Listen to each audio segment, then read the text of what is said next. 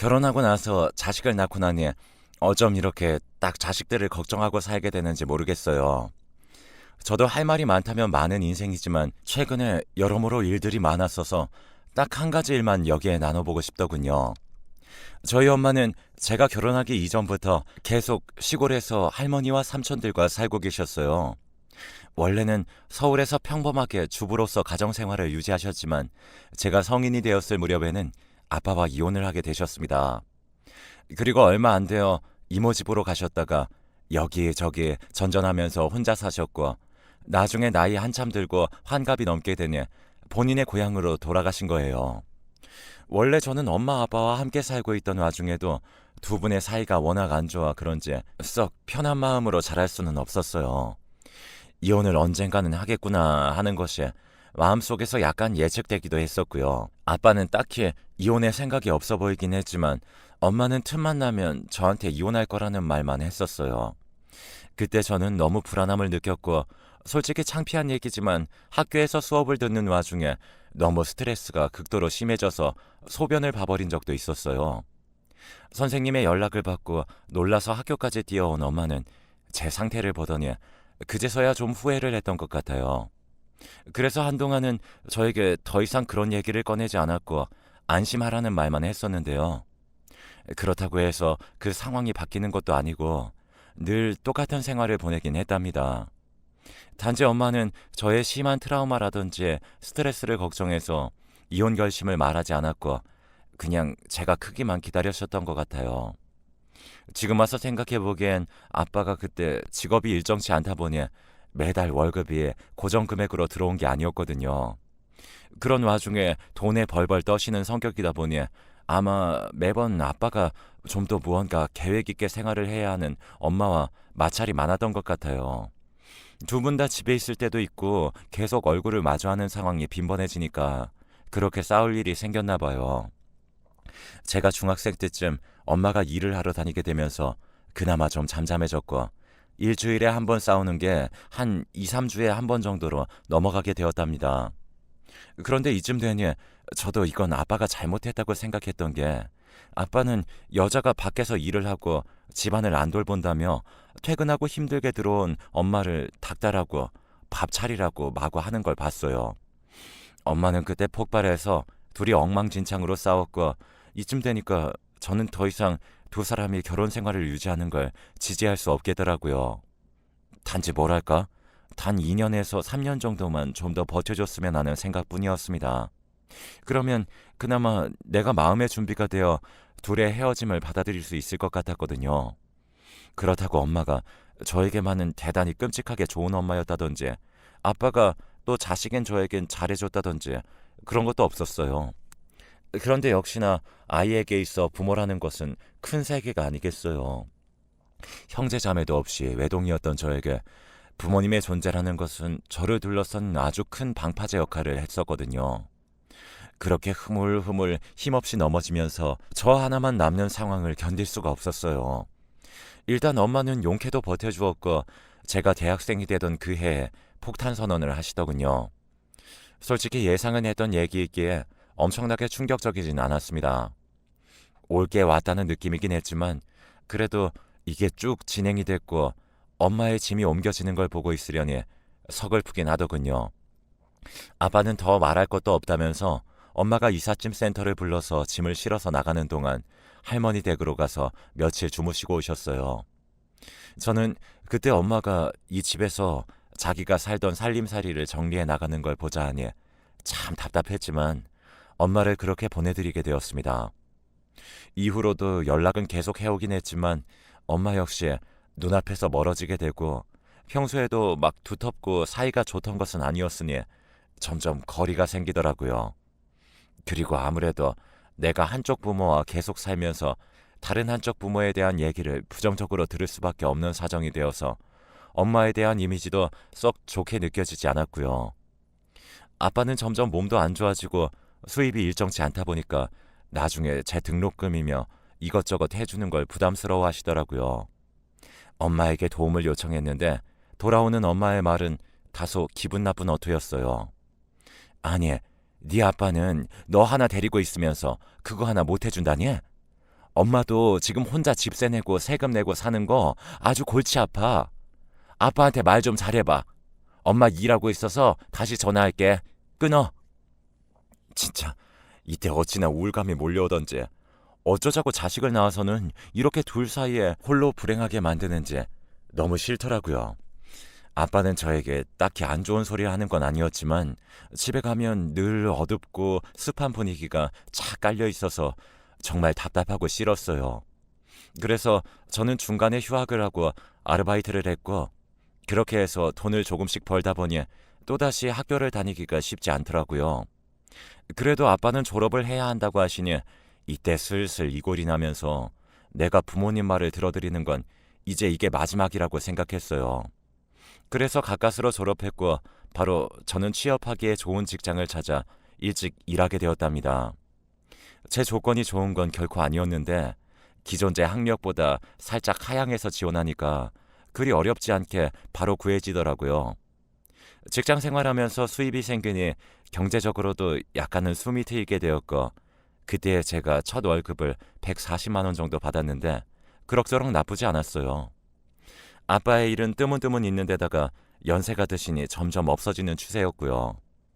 그나마 집이라도 아빠 명의로 갖고 있었고 생활비나 자잘한 세금만 좀 해결되면 괜찮았는데 그걸 제가 거의 다 해결하고 있는 셈이 되었어요. 그러던 와중에 친구를 통해 지금의 남편을 만나게 되었고 저는 25살의 나이로 결혼하게 되었답니다. 그런데 엄마에게 결혼 소식을 알렸는데요.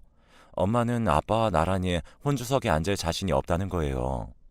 이때 정말 생전 처음 엄마에게 울면서 막 대들었던 것 같아요. 언제까지 둘의 싸움에 나를 말려들게 할 거냐면서 말이죠. 자식을 낳았으면 낳은 행위에 대한 책임을 지라 말이야. 언제까지 나를 엄마 아빠 등살에 못 이겨서 맨날 끌려다니고 눈치 보게 만들 거야? 아무리 전 남편이 싫어도 그렇지. 그 사이에서 맞는 딸이 결혼을 한다는데 그거 잠깐 같이 앉아있는 것도 못하겠다고? 엄마 너무 이기적인 거 아니야? 제 말에 엄마도 어지간히 할 말이 없었던 모양이에요. 이때 움찔거리면서 뭐라고 중얼거리기는 했지만 결국 혼주석에 앉아서 무사히 결혼식을 끝냈거든요.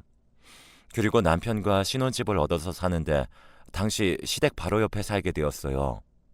남편은 참 유순하고 좋은 사람이긴 하지만 어머니가 장남 자부심이 있는 분이어서 저를 엄청 힘들게 하셨답니다. 무슨 일만 있으면 꼭 전용 멘트를 달고 사는 말이 있었으니 바로 지금도 떠올리면 경기를 일으키게 하는 말이었어요. 야, 니네 엄마가 그렇게 가르쳤냐? 야, 가서 다시 배우고 와. 이 말은 정말 아무리 곱씹고 또 곱씹고 새댁 시절을 지나 지금 도대체 몇 년이 지났는데도 적응이 안 되고 얼굴을 찌푸리게 하는 말이에요. 남편이 중간에서 많이 커버해주고 잘라내주긴 했지만 누군 엄마 없나 싶어서 서럽더라고요. 그런데 있어도 정작 엄마는 이제 본인 고향으로 돌아가서 연락도 잘 안 될 때라 만나기도 어렵기에 더 상황이 기가 막히고 시집살이가 서러웠던 것 같아요.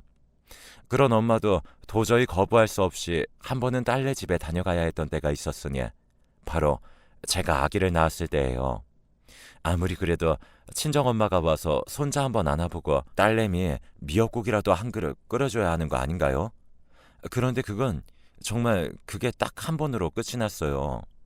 엄마는 이후로도 자꾸 바쁘다며 허리가 아프고 어디가 아프다 얘기만 해대면서 절대 올라올 생각을 안 하시더라고요. 밤낮으로 울고 저만 보면 제 머리카락을 쥐고 울기부터 하는 아기를 붙잡고 있으려니 저는 그때 잠깐 안 좋은 생각도 들 정도로 무척 힘들었어요. 그때 엄마한테 애원하면서 한 번만 올라와서 잠시라도 아기 봐주면 안 되냐고 부탁을 했죠. 그런데 그때도 엄마는 거절을 하더라고요. 엄마 너무 힘들어서 못 갈 것 같아. 원래 아기는 다 자기 손으로 키우는 거야. 나도 너 키울 때 니네 할머니 도움이고 뭐고 받은 것 없어. 엄마가 되었으면 강해져야지.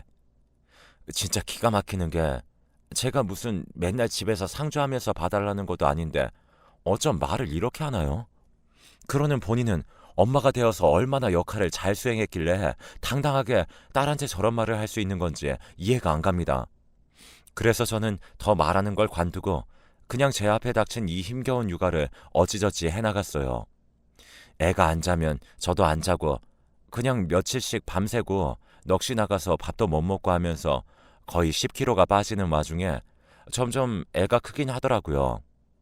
그나마 키울 만해지고 이제 저도 좀 살겠다고 어린이집을 보내려고 훈련을 하고 있던 차였어요. 그런데 그런 와중에 엄마가 올라온다는 거예요. 그래서 왜 그런가 했더니 새삼 또 뭐 제 생각이 나고 미안해서 온다나요? 좀 어이없고 저도 가슴 안에 약간의 서운함과 앙금이 있었지만 그냥 오시라고 했어요. 그런데 엄마가 다녀간 그 이틀, 그날 아침에도 애가 열이 나서 정신이 없고 엄마는 본인이 기껏 보러 와줬는데 자기 신경도 안 써준다며 되려 서운해하면서 화를 내시는 거 있죠? 진짜 누가 부모고 누가 자식인지 모르겠더라고요. 그러다가 엄마가 집에 가는 날 우리 집 이중 현관문에 손을 짚었다가 손이 살짝 낀 거예요. 엄마가 아야 하면서 손을 빼는데 이상하게 저는 그 장면조차도 막 짜증이 치밀어 올랐어요. 자기가 내 부모면서 하나하나 트집을 잡고 엄마를 제대로 안 모셔준다느니 아침부터 죽이 뭐냐는 둥 잠자리가 불편하다는 둥 그런 말을 하니까요. 그러니 엄마가 문에 손이 껴서 아프다고 해도 쳐다보기가 싫더라고요. 그런데 참 핏줄이라는 것이 왜 이렇게 저를 서글픈 기분으로 만드는 걸까요? 엄마가 그렇게 돌아가고 난 뒤 저는 이제야 긴장이 풀렸는지 몸이 나른해지고 그 후로 아이 열도 내려가고 다시 멀쩡한 일상이 돌아왔어요. 그런데 계속 시간이 가면 갈수록 며칠이 지나고 한 달, 두 달이 지날수록 엄마가 그때 이중 문틈 사이에 살짝 손가락이 끼었던 게 생각이 나는 거예요. 그때 엄마 괜찮냐고 말이라도 할 걸. 왜 나는 한숨만 쉬며 애 옷이나 입히고 있었을까 하면서 말이에요. 그게 그렇게 불편해서 가슴에 얹혀 있었어요. 그런 와중에 또 제 마음을 편치 않게 하는 사건이 터졌는데 바로 엄마가 시골에서 외숙모랑 이모들의 일을 도와주다가 다친 모양이에요. 크게 넘어져서 허리도 다치고 발도 삐었는지 제대로 못 움직이신다는 거예요. 외숙모들도 다들 이제 연세도 많고 몸이 성치 않으시거든요. 우리 엄마가 그중 막내이기 때문에 위에 있는 어른들이 돌봐줄 상황이 안 돼요.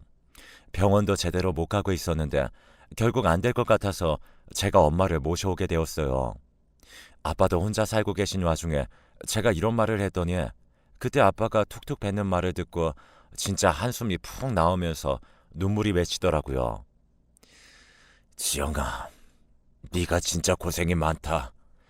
부모 복이 없어도 너무 없는 게 아닌지 아빠가 다 미안하구나.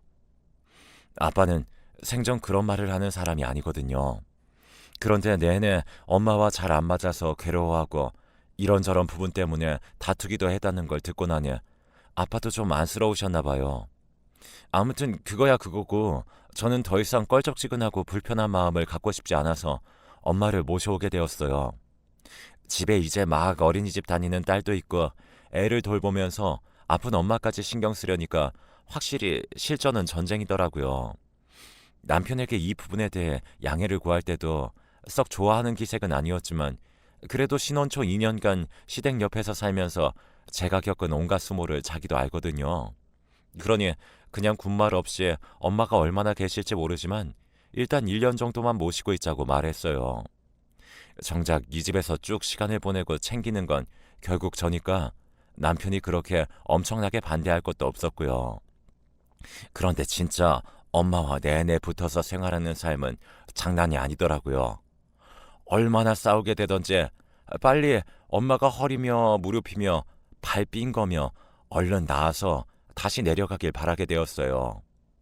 제가 애 밥 차려 먹이는 거며 뭐며 자꾸 한마디씩 얹기 시작하니까 저도 발끈해서 큰 소리를 내게 되었고요. 그래도 일단은 내가 모시겠다고 이렇게 일을 벌인 거니 뭘 어쩌겠어요. 남편에게 불평할 수도 없고 걱정이 많았던 아빠에게도 말을 할 수가 없더라고요. 제가 감당을 해야 하는 건 알겠는데 한 가지 진짜 엄마와의 사이에서 견딜 수 없는 게 있었어요. 바로 말. 그놈의 말 때문이라는 거예요.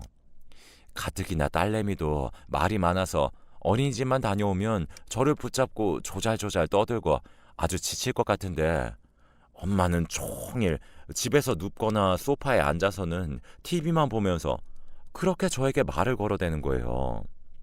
그러면서 제가 뛰어다니며 청소하고 빨래하고 반찬거리를 만들고 엄마 병원 모시고 왔다 갔다 하고 이전 회사에서 받은 일들을 집에서라도 할라치면 그렇게 삐치시는 거예요. 너 말이야. 엄마가 얘기 좀 하려는데 그렇게 등지고 앉아가지고 일만 하고 앉아있고 노인네들이 아파서 죽는 게 아니라 외로워서 죽는다더니 그 말이 딱이네 딱이야. 아유 서러워서 살겠나 진짜. 제가 무슨 엄마만 돌보는 간병인도 아니고 딸네 집에 와서 삼시세끼 다 차려드리는 밥 드시고 병원도 모셔다 드리고 있는데 저도 도리를 다하고 있는 거 아닌가요? 그런데 한편으로는 엄마도 외숙모들과 이모들 틈에서 그렇게 지내고 있다가 갑자기 여기로 뚝 떨어졌으니 젊을 때 그렇게 활달하고 다니기 좋아하던 사람이 오죽 답답하겠나 싶기도 하더라고요. 저도 육아할 때 제일 힘들었던 게 제 또래의 성인과 소통이 안 된다는 거였으니까요. 어찌되었건 엄마의 아픈 부분은 나을 기세가 안 보이니 제가 모시고 있어야 한다는 상황은 변치 않았어요. 그럼 누군가 진짜 엄마랑 말동무라도 해주는 게 좋겠다는 생각이 들더라고요. 그런데 그게 옛날처럼 뭐 동네 어슬렁거리면서 옆집 아줌마나 할머니랑 친하게 지낼 수 있는 시대도 아니고 어렵잖아요. 엄마한테 스마트폰 사드리고 삼촌이나 이모들이랑 통화도 자주 하고 친구들이랑 연락도 좀 하라고 했더니 그때 그나마 좀 점점 나아지기는 했어요. 아무튼 그런 날들을 보내고 있는 사이 어느 날 딸 어린이집 등원시키고 집으로 돌아오고 있는데 아파트 코너 돌아서 폐지 공터가 유독 눈에 띄더라고요. 원래 저희 이사 올 때부터 대로변에 크게 있던 곳이라 별 생각 없긴 했지만 제 눈길을 끈 이유는 여기 어르신들이 삼겹살을 그릴에다가 구워 드시고 계시는 거예요. 냄새가 하도 강렬하게 나길래 나도 마트나 들러서 삼겹살 사야겠다고 생각했어요. 그런데 그릴을 뭘 써서 하는 건가? 부탄가스 같은 거 위에다 쓰는 건가 싶어서 무심결에 쓱 봤는데 그때 땀을 흘려가며 고기를 뒤집고 있던 할머니가 되게 인상적이더라고요. 팔을 걷어붙이고 고기를 굽고 계시고 다들 서서는 종이컵이랑 젓가락만 들고 술판을 늘어놓고 계시는데 자꾸 그 할머니에게 시선이 쏠리는 거예요. 왜냐하면 할머니 팔 한쪽에 문신 같은 게 있었거든요. 요즘 20대 젊은이들이 팔다리에 각각 문신을 하고 다니는 걸 봐서 되게 저 연세에 특이하시네, 신세대시네 하고 지나가려고 하는데 무심결에 갑자기 생각이 하나 스치는 거예요. 저 할머니가 신세대라고 하기엔 우리 엄마도 팔에 되게 오묘하게 생긴 문신이 하나 있거든요. 어릴 때 이게 뭐냐고 하면 엄마가 그냥 별말을 안 했는데 뭔가 좀 비슷해 보여서 눈길을 멈출 수가 없었어요. 왠지 모르게 좀 신경이 쓰여서 계속 쳐다보고 있으니 나중에 거기 같이 드시고 계시던 어르신들이 저를 이상하게 보시더라고요. 그래서 그냥 얼른 서둘러서 왔고 마트에 들려야겠다 생각도 까먹고 집으로 들어왔어요. 엄마에게 이 광경을 본 얘기를 했더니 뭐 그런 일이 다 있냐며 좀 희한하게 생각하시더라고요. 몇 살쯤 되어 보여? 나랑 비슷하게 문신이 있었어? 왼팔에 있었어? 저도 잘 생각이 안 나서 기억을 떠올리며 말했어요. 아, 참, 어느 쪽 팔인지까지 어떻게 내가 기억을 해? 그냥 팔을 걷어붙이고 있었는데 무슨 연탄 구멍 마냥 뽕뽕 동그란 점이 엄마처럼 몇 개 있는 문신이었어. 엄마한테 있는 거 익숙하게 봤으니까 나도 눈길이 가더라고. 나이는 글쎄? 그런데 그 할머니가 엄마보다 백발이라서 정확히 모르겠네. 그 나이대의 어르신들은 염색하고 안 하고의 차이가 크잖아. 그런데 엄마는 묘하게 긴장한 표정인 것이 다시 가서 한 번만 더 자세히 보고 오라는 거예요. 자기 팔뚝에 있는 점 같은 문신 사진을 찍어가라면서 말이죠. 보니까 5개의 점 같은 게 원형으로 되어 있는 문신이었는데 되게 젊은 날에 했던 건지 퍼렇게 번져 있긴 한데 알아볼 수 있는 수준이었어요. 이걸 엄마 고향 친구들이랑 무슨 우정문신 같은 개념으로 했다던데 진짜 별걸 다 했네 싶더라고요. 아무튼 저는 그 길로 다시 그 공터로 갔고 한 번도 그쪽에 직접 들어가서 누구랑 말을 해본 적도 없는데 엄청 어색한 상태로 쭈뼛쭈뼛 들어갔습니다. 그래서 그 할머니께 말씀 좀 여쭙겠습니다 하고 아주 조심스레 말을 붙였어요. 저 혹시 저 고향이 어디실까요? 혹시 남해에서 사신 적 있으세요? 아, 다른 게 아니라 저희 친정엄마가 왠지 아는 분이실 것 같다고 하셔서요. 이렇게 다시 생각해도 앞뒤가 안 맞고 뒤섞인 말을 늘어가면서 여쭤봤어요. 그랬더니 할머니가 제 눈을 한참 쳐다보더니 고개를 끄덕이며 자기는 남해에서 살다 왔다고 하는 거예요.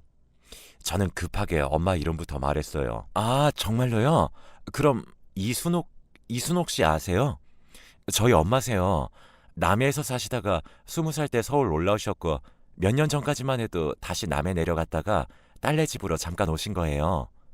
그랬더니 굳이 엄마가 찍으라고 한 문신 사진을 보여줄 필요도 없을 정도로 할머니 표정이 엄청나게 뒤바뀌더라고요. 자기 이름이 박정순이라면서 엄마랑 아주 잘 알았다고 말이에요. 결국 상황이 일이 되다 보니 이 황당한 사태를, 아니 난리 난 사태를 빨리 엄마에게 알려야 할 것 같아서 집으로 곧장 달려갔어요. 엄마가 뭐라고 할지 어떤 반응을 할까 싶어서 저도 꽤나 뜸들이며 말을 했는데요.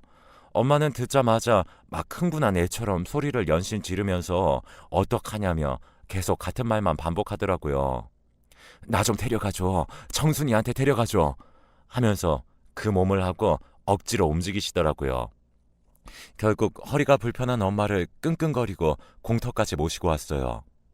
엄마랑 그 할머님은 한참을 거기 공터에 어색하게 앉아서는 서로 부둥켜 안고 반가워하고 손을 놓지 못하고 얘기를 나누시더라고요. 슬슬 저는 점심 준비도 해야 하고 바쁘지만 일단 어쩔 수 없어서 옆에 어색하게 서 있기만 했어요. 그런데 엄마 말로는 친구들이 3명이 더 있다고 하는데 그들은 어디서 어떻게 살고 있는 건지 모르겠다며 궁금해 하시더라고요. 한편으론 엄마도 참 본인이 남해 내려가서 지내고 있었으면서 거기서 좀 더 적극적으로 찾아보지 왜 이제 와서 찾나 싶었죠. 그랬더니 엄마도 나름 할 말이 있더라고요. 안 그래도 이혼하고 가끔 내려갔고 나중에 또 내려가서 살 때 주변에 많이 물어봤어. 근데 뭐 나도 떠난 지 진작에 오래되었는데 걔들이라고 있겠어? 다 거의 흔적도 없더라고. 정순이도 말이 나왔으니 말이지. 이렇게 만난 것도 말도 안 되는 얘기인 거야. 그런데 다른 애들은 그래도 볼 수 있으면 꼭 좀 만나봤으면 좋겠는데 어떻게 만나볼 방법 없냐? 너 젊으니까 네가 좀 좋은 기술을 갖고 좀 찾아봐. 이렇게 되니까 또 내 일거리가 늘어난 것 같아 한숨이 나오긴 했지만 일단 이렇게 가까운 곳에 엄마의 옛날 고향 친구분이 계신 덕에 저는 조금 마음이 놓여진 부분이 있었죠. 엄마가 다쳐서 못 움직이시는 걸 알고 정순 할머니가 우리 집에 가끔씩 쌀과자를 들고 놀러 오시거든요. 그러면 애들 돌보는 것도 그렇고 저는 저대로 할 일 할 수 있고 엄마도 실컷 수다 떨고 우울증이 없어졌다는데 대체 엄마가 우울할 게 뭐가 있었는지 모르겠지만 아무튼 여러 부분에서 좋아졌어요. 그래서 제가 당장은 못 찾아드리고 시간 날 때 틈틈이 찾아보겠다고만 했는데요. 이후로 남편과 함께 이런저런 정보만 갖고 인터넷을 찾아보거나 알아보곤 했어요. 그런데 아쉽지만 우리의 정보력이 부족해서 그랬는지 몰라도 나머지 3분은 찾을 수가 없더라고요. 그래서 이제 더더욱 정순 할머니를 맞닥뜨리게 된 것이 더욱 신기하고 믿겨지지가 않았어요. 나중에 엄마를 통해 들어보니 3분 중 한 분은 젊은 날에 유방암으로 일찍 가셨다는 것 같더라고요. 그것도 정순 할머니가 얘기해 주셔서 듣게 되셨나 봐요. 이후로 엄마는 여전히 잔소리가 많고 저와 안 맞긴 하나 정순 할머니를 만나게 된 이후로 요즘 딱히 볼멘 소리를 하지 않으세요. 제가 엄마에게 도움이 좀 더 되었다면 좋았겠지만 엄연히 한 사람에게는 자식이 채울 수 있는 게 있고 동세대의 친구나 사람들이 채워줄 수 있는 카테고리가 각각 다른 것 같더라고요. 엄마 말로는 늙음하게 이렇게 친구를 만나서 떠들고 하니까 그게 너무 행복했다고 해요.